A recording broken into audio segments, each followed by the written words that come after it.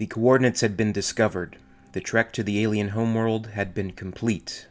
And for the first time, at least to the knowledge of the Earth government, man had set down on what seemed to be the planet from which the Xenomorph had originated.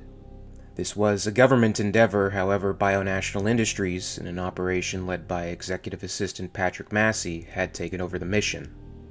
Aboard the USCSS Benedict, in the planet's orbit, Massey remained, along with Corporal Hicks, leading their squads to land on the planet's surface. The APC sensors gathered information on the planet: gravity, atmosphere, lighting, weather conditions, all kinds of readings, and spewed it into the Benedict's recorders. Offhand, it didn't look like a world that was going to become a vacation spot anytime soon. Gravity a bit higher than Terran standard, maybe a G1/4. The local star made most of the planet tropical, at least weather-wise. There were small ice caps at the poles, but even the more temperate regions would give you body heat plus a couple degrees. Vegetation was sparse, the oceans were full of nasty salts, and there didn't seem to be many places where an unprotected human could survive, even without killer locals prowling for supper. The poisoned air would require full-time niters or implants. Under the cloud cover, the land below was dull and gray, scraggly trees or whatever passed for them, lots of young igneous rock exposed to the air, sharp edges and dirty colors. Massey watched from the remote hovercam as the Marines marched out onto the surface of the alien world in full gear. 6 of his own troops floated in 3 small open-air podcraft over the walking Marines. The androids in the pods were armed, and the Marines below knew they could either do as they were told or be cut down. Private Bueller and the first squad approached the mound cautiously, walking knowingly to their deaths.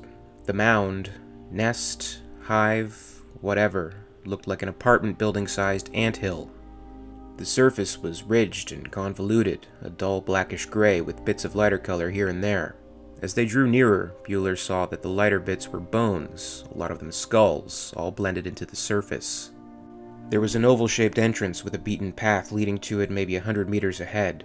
The 6 of them moved toward the entrance of the mound. Once they were inside the place, maybe they could just squat down and not go in any deeper. The group reached the entrance. Bueller flicked his shoulder light on and took a deep breath. He stepped into the mound first. Massey had theorized that the Xenomorph may not be the only life form inhabiting the mysterious planet, that surely a food chain may exist, predators and prey. Wherever the Xenomorph may be placed in this ecosystem, it would soon become clear they did not live on the planet alone.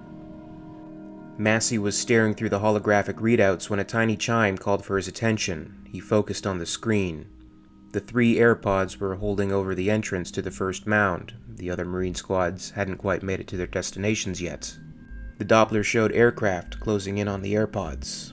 Impossible, he thought. There wasn't any civilization on this world. The aliens couldn't have, flying devices.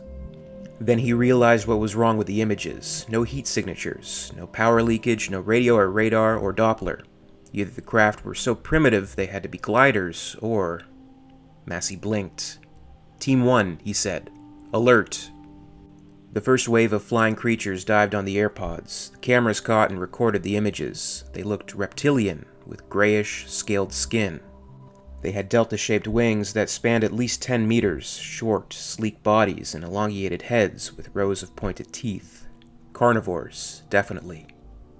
There were a dozen in the first group, and they attacked soundlessly the 3 pods.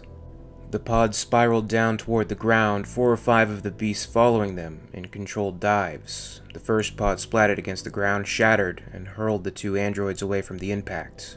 Almost instantly, the flying creatures were upon the androids, tearing at them, ripping limbs from torsos, and spraying circulating fluid up into thin white fountains. Bueller and the rest of Hicks's squad had sought shelter from the attack inside the structure that they referred to as the giant anthill. They were, however, trespassing, and they were not alone inside.